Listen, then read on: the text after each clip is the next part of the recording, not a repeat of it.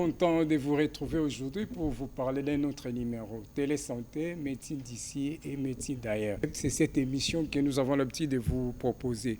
Aujourd'hui, j'ai l'honneur de recevoir, comme pas tous les jours, j'ai l'honneur de recevoir encore sur ces plateaux, encore c'est parce qu'il a déjà défilé sur ces plateaux. Il s'agit du docteur Jean-Robert Nzamouché. Il est chirurgien général et digestif.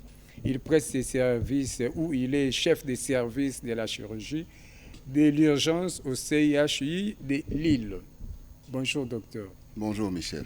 Il n'est pas seul, il est avec Madame Nolwenn Rioux. C'est ça madame? Madame est infirmière au bloc opératoire, toujours à la même institution médicale. Alors avec mes deux invités aujourd'hui, nous allons parler de la chirurgie laparoscopique ou la cœlioscopie. C'est cette chirurgie un peu particulière que nous allons mettre un accent. Alors docteur, qu'est-ce que nous pouvons entendre de cette chirurgie? D'abord, je vous remercie de nous accueillir encore une fois sur ce plateau. Et donc la chirurgie laparoscopique ou cœlioscopique est une chirurgie mini-invasive, c'est-à-dire qu'au lieu d'ouvrir un ventre comme on le fait d'habitude, comme on le fait de manière classique en faisant une grande incision, c'est une chirurgie, on fait la même intervention chirurgicale, mais cette fois-ci en passant par des petits trous. Le petit trou maximum, il est de 1 cm, on fait passer une caméra, et par 2 trous de 5 mm, on fait passer les bras qui vont nous permettre d'opérer dans le ventre, avec une caméra qui nous permet de voir sur un monitoring, comme sur une télé, ce que nous faisons à l'intérieur du ventre. Ça permet comme ça d'être moins invasif et moins agressif auprès du patient. Grâce à cette chirurgie qui est minime invasive et moins agressive, le patient récupère plus rapidement. C'est-à-dire qu'un patient opéré le matin peut parfois sortir le soir ou le lendemain, alors que pour d'autres interventions classiquement réalisées, ce serait plus difficile. Donc avec du matériel de cœlioscopie, donc c'est une caméra longiligne, un tube de 1 cm qui permet de visualiser toute la cavité intra-abdominale, alors que pour la visualiser, il faut faire une grande incision. Mais grâce à cette caméra, vous pouvez aller voir derrière le foie, derrière la rate, en dessous, rien qu'avec ce petit centimètre. Là, on ne trouve plus, là vous faites juste Oui, juste une petite incision, on introduit la caméra va un peu partout dans le ventre. C'est ce que sont en train de voir nos téléspectateurs. Oui, tout à fait. Là, c'est à Lille. Oui, là c'est à Lille où on est en train d'effectuer une appendicectomie par voie cœlioscopique. Et donc au lieu de devoir écarter les muscles pour chercher l'appendice, on a la caméra nous montre où c'est, et avec nos bras, qui sont représentés par les petites pinces que vous voyez là de 5 mm. Mais curieusement, ça vous interrompt, vous ne regardez même pas les malades, mais vous avez plus confiance. Ah oui, donc en fait c'est un travail d'équipe. Le malade est pris en charge par les anesthésistes qui ont une anesthésie bien spécifique et qui l'endort. Et nous nous occupons justement de la pathologie pour laquelle le patient vient. Et nous, ce qu'il faut, c'est guérir le patient et donc guérir la pathologie intra-abdominale. Alors, Madame Nolwenn, c'est vrai, c'est une équipe, comme vient de dire le docteur Robert Nzamouché. Et vous aussi, je suis sûr que vous faites partie de l'équipe. En tant qu'infirmière, quel est votre rapport à cette intervention? Tout à fait. Alors, c'est un vrai travail de collaboration avec les anesthésistes et les chirurgiens. Nous, en tant qu'infirmières, en France, et spécifiquement au bloc opératoire, on s'assure du bon déroulement du bloc. Donc on refait tout un check avec le patient pour s'assurer bien de l'identité et de l'intervention qu'il va avoir. Et vu qu'on sait en amont l'intervention qui va se passer, on prépare le bloc opératoire en fonction.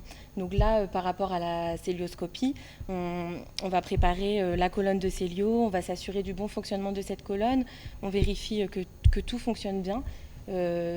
De façon à ce que le chirurgien arrive et qu'il puisse opérer quasi directement. En fait. Et là, on a compris avant l'intervention. Et maintenant, pendant l'opération, quelle est cette collaboration avec le médecin? Alors, pendant l'intervention, nous, on s'occupe, donc là, par rapport à la cœlioscopie toujours, on fait les réglages en fait. Le chirurgien, quand il va commencer à opérer, la cœlioscopie n'est pas allumée tout de suite, mais une fois qu'il sera à l'intérieur de l'abdomen, nous on va s'occuper vraiment d'allumer le gaz pour insuffler, on va s'occuper de la lumière froide, tout ça en fait. Nous on fait vraiment les petits réglages en fait que le chirurgien ne peut pas effectuer puisqu'il est habillé en stérile. Alors, docteur, là, on a constaté que c'est une technique. Est-ce que cette technique nécessite une formation continue ou la formation académique, ça va déjà pour permettre à tous les médecins, à tous les chirurgiens d'en pratiquer? De plus en plus, il faut savoir que la chirurgie laparocélioscopique est une chirurgie assez jeune, hein, elle date des années 80 à peu près. Et donc finalement, au départ, dans les programmes universitaires, cette chirurgie n'était pas mise. Mais elle est mise de plus en plus au fur et à mesure qu'on avance dans les années. Donc je ne sais pas si à Kinshasa on en parle comme tel, mais je sais qu'en Europe, il y a non seulement le peu qu'on commence à mettre dans les programmes universitaires, mais il y a aussi l'importance de faire cette formation lorsque l'on est en spécialisation dans les différentes équipes que l'on rencontre, et il y a d'autres personnes qui demandent à faire une surspécialisation pour un peu mieux connaître cette chirurgie. Ainsi, il y a une école de chirurgie, par exemple, qui s'appelle l'IRCAD, qui est en France, qui permet aux gens d'apprendre la chirurgie célioscopique et même de focaliser sur certains points qui les intéressent plus ou qui les préoccupent plus dans leur vie quotidienne. Est-ce qu'il y a aussi des désavantages, parfois des ratés pendant cette intervention? Ça peut aussi. Mais il faut être très prudent. D'abord, il faut que le patient soit curarisé, parce que peut-être pour que ce soit clair pour tout le monde, la célioscopie, il faut d'abord mettre un gaz pour créer un espace de travail. Ce gaz, c'est du CO2. L'oxygène, ça exploserait. Le CO, c'est une intoxication. Ensuite, il faut mettre d'une lumière, parce qu'à l'intérieur du ventre, on ne voit pas. Donc, de la lumière froide. Et donc, ensuite, comme ça, on a un espace de travail éclairé où on peut travailler. Un des problèmes, ça peut être l'embolie gazeuse. C'est pour cela que le gaz doit être mis progressivement. Et à un moment donné, l'anesthésiste nous dit « ça va, vous pouvez augmenter le gaz ». Le patient doit être complètement curarisé, c'est-à-dire qu'il doit être relâché. La pression, c'est bien le gaz à l'intérieur qui augmente la cavité et pas les abdos du patient qui font une pression. Parce que malheureusement, quel que soit le mécanisme, la pression que nous ciblons de 12 mm de mercure peut intervenir à cause des muscles trop importants. Donc il y a aussi un risque d'hémorragie. Vous savez que lorsque ça saigne, on doit réagir rapidement. Alors lorsqu'on a une caméra et que ça saigne sur l'objectif, on ne voit plus très bien et ça peut être très compliqué. C'est vrai qu'il existe des risques, mais vraiment, avec l'apprentissage et avec la maîtrise de cette technique, on peut maîtriser même ces risques et surtout, il y a un bénéfice non contestable, même par la littérature scientifique, sur cette technique par rapport à la technique classique. C'est vrai, avec tout ce que vous avez exposé, vous avez dit, surtout les prestataires de soins ont bénéficié de cette connaissance, mais je pense aussi aux nos téléspectateurs qui ne sont pas des prestataires, qu'est-ce qu'ils peuvent retenir de cette intervention? Aujourd'hui, on parle de quoi quand on parle de ces interventions, en termes clairs? Ils peuvent retenir qu'il y a moyen d'être opéré sans avoir une grosse cicatrice, et lorsqu'on est opéré excellemment bien, sans avoir une grosse cicatrice, on peut reprendre rapidement ses activités d'avant. On peut reprendre rapidement ses activités professionnelles et on a un temps d'hospitalisation qui est moindre par rapport à d'habitude. Donc voilà, toutes les interventions, par exemple l'hystérectomie ou la myomectomie, peut être opérée par voie célioscopique, mini-invasive, et peut faire en sorte que finalement, on récupère ses activités habituelles plus rapidement. Le malade peut prendre combien de temps pour quitter son lit de malade? S'il est opéré par célioscopie, le soir, il peut s'asseoir et même se lever, marcher. Et prenons les cas des anémiques, les drépanocytaires. Dans le cadre des drépanocytaires, les drépanocytaires font souvent des problèmes de calcul vésiculaire. Et donc quand il y a des calculs vésiculaires qui sont symptomatiques, il faut enlever la vésicule. La voie classique, c'est de faire une incision en dessous des poumons pour enlever la vésicule. C'est bien, mais en post-opératoire, ça fait mal. Et les gens ont tendance à moins respirer parce que ça fait mal. Et donc les drépanocytaires qui malheureusement ont déjà des problèmes respiratoires, vous leur imposez cette cicatrice qui font qu'ils respirent mal, ça augmente leur insuffisance respiratoire. Avec la célioscopie, on n'a pas ce problème. Parce que les cicatrices, il n'y a pas la grande cicatrice sous-pulmonaire. Et donc juste avec la petite cicatrice de 1 cm autour de l'ombilic et les petites cicatrices de 5 mm, le patient en post-opératoire n'a pas ce problème d'insuffisance respiratoire. Et c'est beaucoup mieux pour les anémiques. Alors, Madame Nolwenn, c'est la première fois que vous arrivez en République démocratique du Congo. Quelle est la chaleur, la température que vous avez trouvée en RDC? Alors, j'ai trouvé deux chaleurs. Deux chaleurs. Celle du soleil et celle de l'humain. Vraiment, j'ai été très bien accueillie. Quand vous parlez du soleil, ça veut dire? Ça veut dire qu'il fait quand même très chaud ici. Très chaud, ok. Et j'ai été très bien accueillie ici depuis le début de la semaine. Tout le monde que j'ai croisé est très gentil, très bienveillant. Et ça a été vraiment un plaisir et un honneur pour moi d'être ici et de pouvoir parler de cette chirurgie et de pouvoir échanger avec mes collègues infirmiers d'ici qui ont été tous vraiment exceptionnels, très attentifs et avec cette soif d'apprendre. Et c'est très plaisant. Je vais redonner quelque chose. Le président de l'Ordre des infirmiers vous a dit, dans la tradition oblige, en République démocratique du Congo, on ne vient pas une fois. Il paraît. Il paraît. Alors, docteur Nzamouche, là, on laisse un peu tout ce qui est de la cystoscopie. Parlons un peu de votre séjour. Qu'est-ce qui vous a poussé à passer tous ces temps ici? Pour quel objectif? Qu'est-ce que vous aviez comme mission? Oui, donc j'ai eu l'occasion de pratiquer cette chirurgie en fin d'année passée sur un centre qui avait une cystoscopie, un appareil de cystoscopie tout à fait neuf. Et je me suis rendu compte que la difficulté de l'opération, ça n'a pas été dans l'appareil, mais ça a été dans les gens qui m'assistaient, notamment au niveau infirmier. Comme l'a expliqué Madame Nolwenn, lorsque nous sommes habillés en stérile, nous dépendons essentiellement des personnes extérieures qui ne sont pas stériles pour régler les appareils, pour régler l'insufflation, etc. Et donc là, je me suis retrouvé un peu dans des impasses et je me suis dit que le pauvre personnel paramédical, donc infirmier, n'avait pas été formé en ce. Ils savaient que cette technique existait, ils ont eu les nouveaux appareils et ils ont fait comme ils pouvaient. Et c'est ainsi que lorsque quelqu'un d'autre, un autre ami m'a demandé de pouvoir faire cette intervention chirurgicale, j'ai dit que c'est très important que soit formé déjà le personnel paramédical, qui est ce personnel qui n'est pas stérile et sur lequel nous comptons. Voilà la raison pour laquelle donc, le docteur Louillet de NL, que je remercie, a organisé cette mission où nous a invités pour pouvoir parler de la chirurgie cystoscopique au personnel paramédical et nous a autorisé à prolonger cette mission pour continuer à parler de cette chirurgie laparoscopique à toutes les autres institutions que nous avons pu rencontrer. Vous avez fait, quels sont les parcours que vous avez fait? Nous avons vraiment été à la clinique NL du docteur Louillet, comme je disais. Nous avons été à TVC médical. Nous avons été à l'hôpital sino-congolais notamment. De Njili, c'est ça. Ok, c'est l'hôpital d'amitié sino-congolais. C'est ça. Ok. C'est ça. Et vous avez aussi fait un tour à la RTNC. Oui, donc nous avons aussi fait un tour pour voir le centre, votre centre de la RTNC, que nous avons trouvé très courageux de faire ce centre-là, très courageux. Et nous avons aussi rencontré un personnel qui a vraiment soif d'apprendre et soif de faire plus. Alors, c'est un centre qui est en progression. Il y a quelques petits ajustements à faire, mais moi j'ai trouvé que ce centre incarnait vraiment l'espoir de faire encore mieux et d'aller encore plus loin. Je vous révélais plus que ça, la direction générale compte même transférer ça juste en face de la station.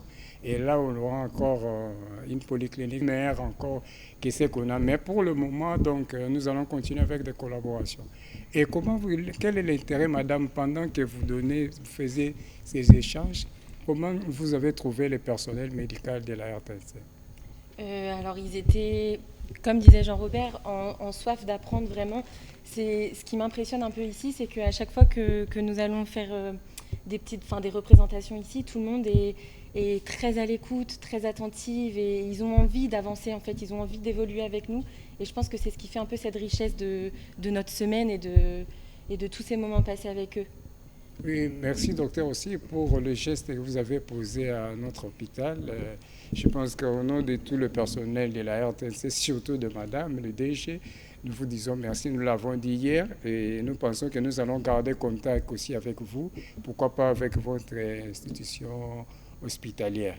Alors, docteur, nous revenons un peu sur ça. Est-ce que c'est possible que nous puissions pratiquer cette chirurgie en République démocratique du Congo, partout qu'on puisse avoir ces matériels, où il faut commencer d'abord par la formation?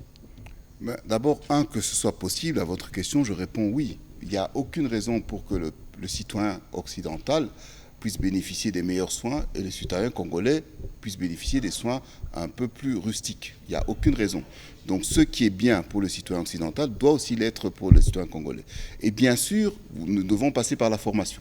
Nous devons passer par la formation et cette formation est indispensable tant au niveau paramédical qu'au niveau chirurgical, ce qui a l'air évident, mais aussi au niveau anesthésique.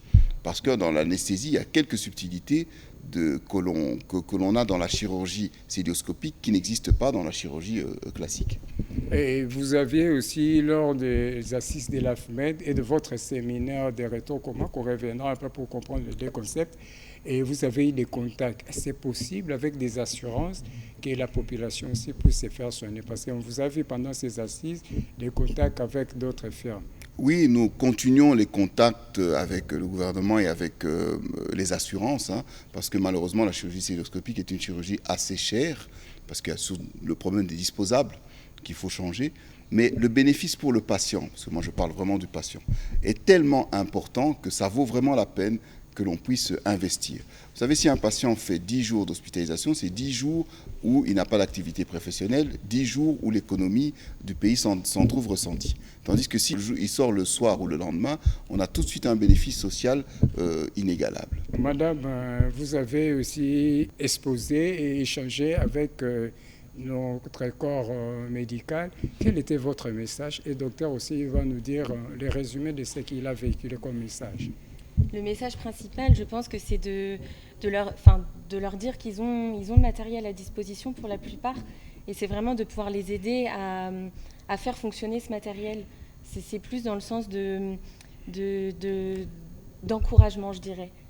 De dire on va vous aider, on va essayer de partager nos connaissances avec vous pour que vous puissiez utiliser ce matériel. Oui, docteur, vous avez intervenu. Disons que nous avons vu plusieurs cas de figure. Il y a des cas de figure où les gens n'ont pas la cœlioscopie. Il y a des cas de figure où les gens ont la cœlioscopie mais n'ont pas le chirurgien ou en tout cas le personnel formé. Et il y a des cas de figure où les gens ont la cœlioscopie et ignorent même qu'ils les ont. Et c'est resté dans un coin. D'où notre message, la première chose, c'est la démystification. C'est que cette chirurgie, finalement, qui a l'air une chirurgie de l'espace, c'est une chirurgie, au fond, simple. Ça demande beaucoup de matériel, mais simple. Démystification. D'autre part, c'est un rôle, je ne dis pas de formation pour le moment, c'est d'information. Savoir que ça existe, savoir que c'est possible. Et de dire que vraiment, nous ferons tout, avec l'aide de chacun, avec l'aide de beaucoup d'autres cœlioscopistes qui existent déjà dans la ville, de pouvoir faire en sorte que ce soit le plus répandu et que ça puisse finalement bénéficier aux patients congolais. Alors, docteur, vous faites partie de l'AFMED et du RECO-Trauma. En très peu de mots, qu'est-ce qu'on peut retenir de ces deux structures? Donc l'AFMED, c'est l'association des anciens et des amis de la faculté de la médecine, où ça regroupe tous les médecins congolais de la diaspora et d'ici. Et une fois par an, nous faisons un congrès où nous faisons le point sur la médecine d'ici et d'ailleurs, comme votre émission aussi. Donc ça nous permet, cette médecine, de pouvoir d'abord mettre à jour les connaissances au niveau international, mettre à jour aussi les connaissances au niveau national, au niveau interne, parce qu'il faut dire que les médecins de la diaspora ont beaucoup à apprendre des médecins d'ici. Donc c'est vraiment un échange qui se fait dans tous les domaines de la médecine. Alors le RECO-Trauma, c'est le réseau congolais de traumatologie, où là, on ne retire que la traumatologie. Qu'est-ce que c'est la traumatologie? C'est lorsqu'il y a une agression, un accident, une plaie par arme à feu, une plaie par arme blanche par exemple, une chute. Lorsqu'il y a un accident, à ce moment-là, lorsqu'il y a un trauma grave, on fait appel à nous, RECO-Trauma, pour pouvoir faire en sorte de diminuer la mortalité, de diminuer la morbidité due à ce traumatisme. Avant de continuer, nous allons proposer à nos téléspectateurs les condensés de votre séjour, partout où vous êtes allés.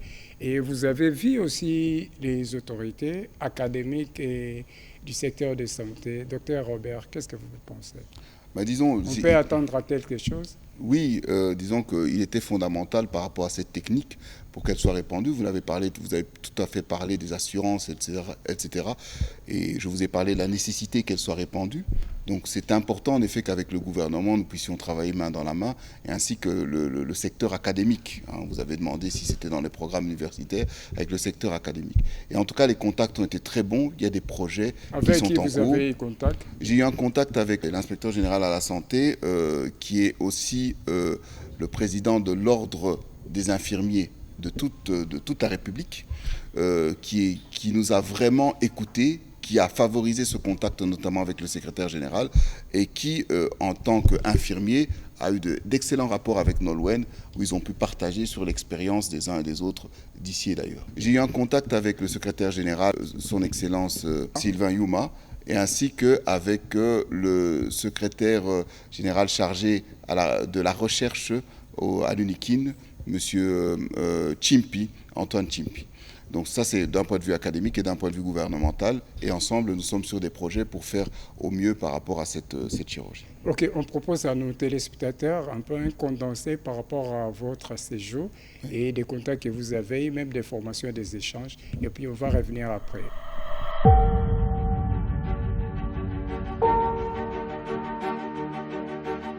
La République démocratique du Congo, comme la plupart des pays à travers le monde, a fait preuve d'une grande démonstration dans la prise en charge médicale de son peuple pendant la pandémie de la Covid-19.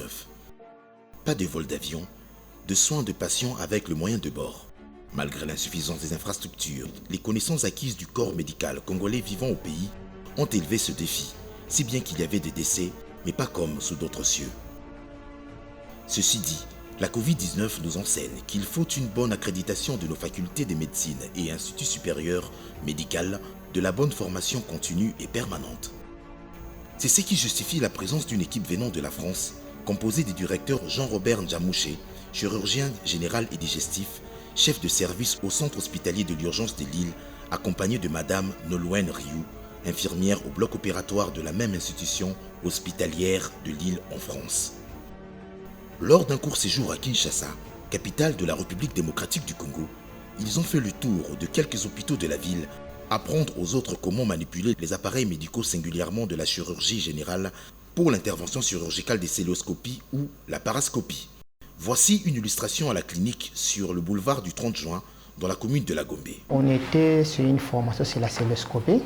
C'est une machine qu'on perd avec ça, mais dans une autre manière, parce que nous, on ne fait pas des incisions. On n'a pas de cicatrices, donc avec ça qu'on vient faire aujourd'hui comme formation. Nous avons beaucoup aimé la formation que nous venons de faire parce que ça nous a donné un plus dans notre formation que nous avons appris dans nos universités. Mais là, on vient d'apprendre cet appareil que nous n'avons jamais vu, s'il faut le dire, nous n'avons jamais vu ça. Mais on a eu quand même cette occasion d'avoir ça chez nous, ici à la clinique, pour certaines opérations. Des échanges très fructueux avec le corps médical de l'hôpital TVC médical au cœur de la commune de Ngiringiri. 2 temps forts ont marqué cette rencontre, les échanges et une séance au bloc opératoire.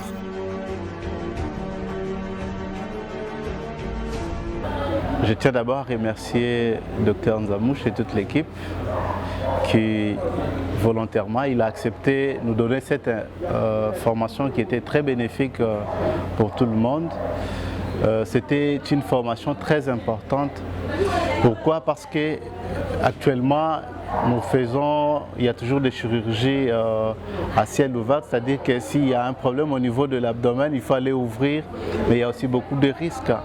Alors, suite à cette formation que nous avions eue aujourd'hui, nous avions une méthodologie qui est très avancée en matière de chirurgie. C'est une chirurgie mini-invasive où tous les risques sont très minimisés et ça raccourcit aussi les temps d'hospitalisation pour le patient. C'était très bénéfique et je pense que si tout le monde arrivait à utiliser cette même méthodologie par l'utilisation de la cellio, j'espère qu'on va de plus en plus résoudre beaucoup de problèmes, mais aussi diminuer les risques infectieux d'abord, mais aussi les risques des complications post-opératoires, mais aussi comme nous sommes en République démocratique du Congo, les coûts aussi par rapport à l'hospitalisation de malades qui sont opérés.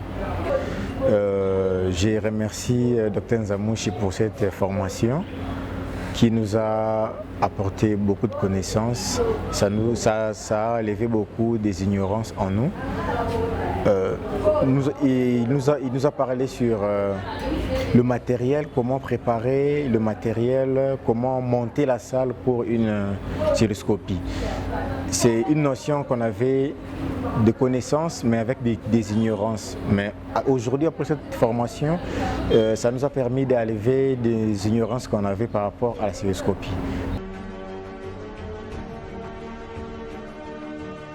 De même, à l'hôpital de l'amitié sino-congolaise d'Ndjili, à la satisfaction des dirigeants et de l'ensemble du personnel.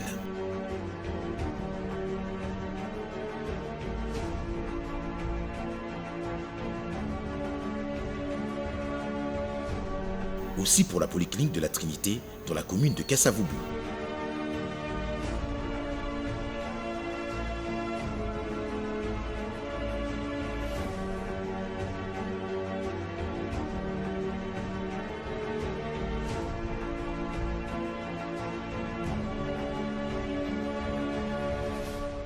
Les temps forts des séjours et les échanges très bénéfiques pour l'intérêt de l'enseignement supérieur et universitaire entre le recteur de l'université de Kinshasa et le secrétaire général à la recherche avec le docteur Jean-Robert Nzamouche au rectorat. Et surtout la rencontre de cette délégation avec le secrétaire général à la santé assisté de l'inspecteur général à la santé et le président national de l'ordre des infirmiers qui dans les jours à venir produiront ses effets. Ce marathon médical va se clôturer par la polyclinique de la radio-télévision nationale congolaise par une visite de cet établissement médical de la salle d'opération en passant par la salle de réveil, sans oublier la pharmacie et le laboratoire avant de clôturer à l'Institut congolais audiovisuel où les échanges ont eu lieu.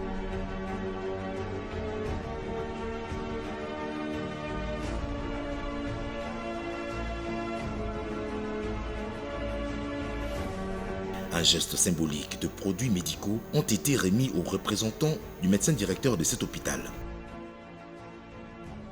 Il faut retenir qu'à travers ces randonnées médicales, il était aussi question d'apprendre aux prestataires de soins les techniques et les gestes à poser pendant la parascopie.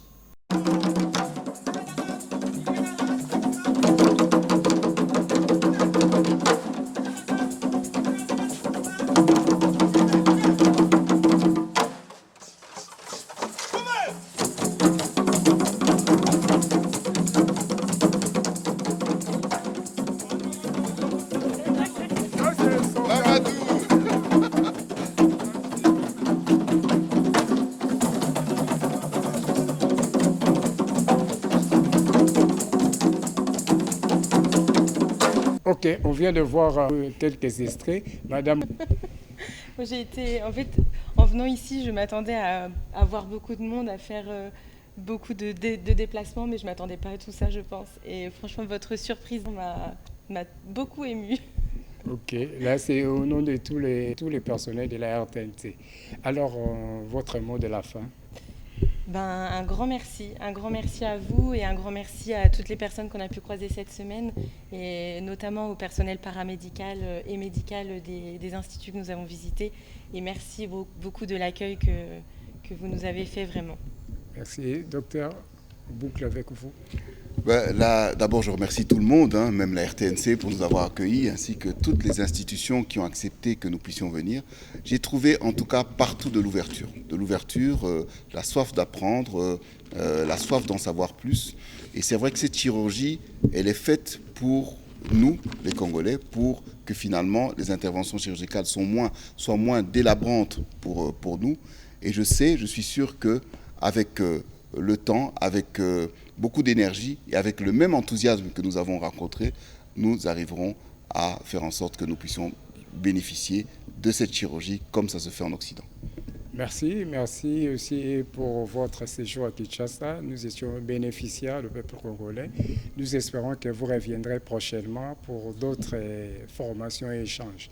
Voilà, nous sommes arrivés à la fin de cette émission. Un grand merci à Patrick Achala, à Karel Devokolo et à toute l'équipe qui nous ont facilité de vous joindre.